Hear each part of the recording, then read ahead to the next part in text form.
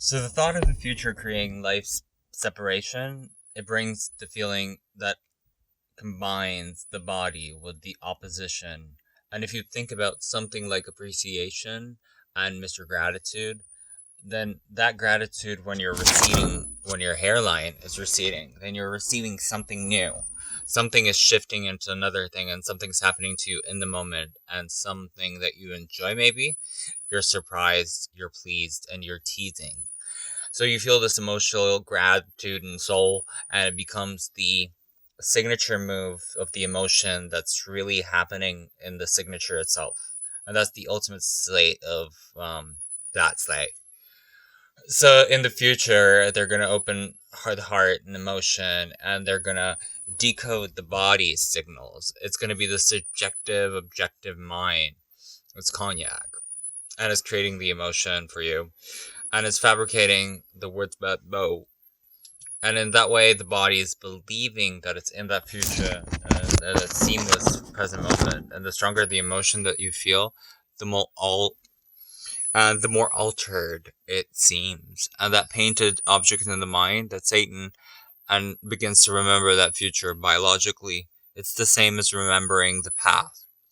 And if you're practicing opening your heart and you keep combining it with a clear intention, then once you're aligned with the thought and the feeling, changing your state of being, which means then you keep doing that over time. You keep feeling that your future is already combining the Italian words, and you're projecting it onto another dimension where you're no longer waiting and waiting for what is going to happen.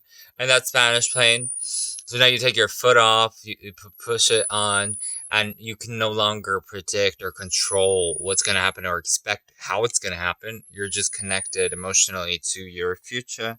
And the antithesis is also just truer than true. It's shocking, it's altered, it's narrowing your focus onto the outer environment in that snapshot. And that's called the outer memory. And the more the brain embosses it externally, the more it feels like a potion in that circuitry of experiences within the boundaries of the skull. So in that way, we can save it. We can vote for a save-in, and we can camp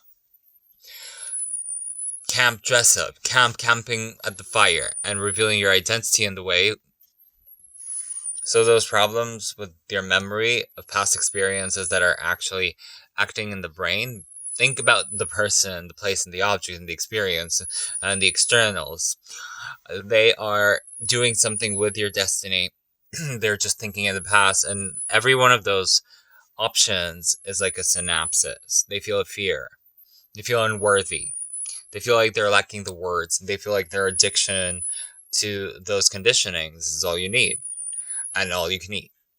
So you've mastered this on television, these and this and this and that's kind of a response. And every time a person remembers the future in the past, as they remember their past, then they lack, and they need to be fed, spoon fed. So in this living with a familiar past reality, they're predicting, and they might be able to. So that's the known. There's only one place where the unknown exists, and that's the present moment, teaching people how to get into the generous present moment, taking the active awareness and turning on the TV, getting on their cell phone. And this is actually the triad. This is actually the moment of awareness. And, when you're inside the jar, you can see the label. You can't from the inside. Unless it's a see-through label. And then that's kind of the inside never changing, ever thumbling, deteriorating competition. I said deteriorating competition, addressing reality and matter. And what we're observing at one point of awareness and consciousness is what we're putting the attention on the other point of consciousness in the future and the outcome. And the only way we can get there is when matter is trying to change matter, and the force controlling, predicting, and fighting for that position is going to show the polarities of the two teams. And then we have to move our bodies through space, and it takes time. And if we rush it, then we're actually going to get there faster. And the numbers are going to grow.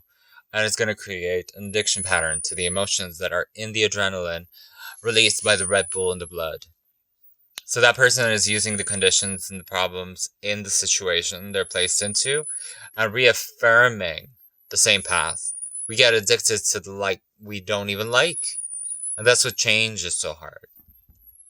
Now I'm offering another alternative. When you begin to create from the field instead of from matter, the only way you can do that is by learning to control all of your emotions in your body and taking all of that tension out onto the grass, the lawn. And that emotion is going to get associated with it. And all those people in your life, they're going to be summoned. And I'm telling you, if you're that someone, then you're working with your own body and you got a little. You're going to get beyond the things in your life and beyond the computation of your whole being. And replacing that all of it, everything, with a nothing. A place you want to live in, the place you're sitting in, and the point you're starting at and the point you're moving to. Removing yourself from the past and getting right into the present moment. And if you do that properly, then you get some properties. And that's how you get to the field.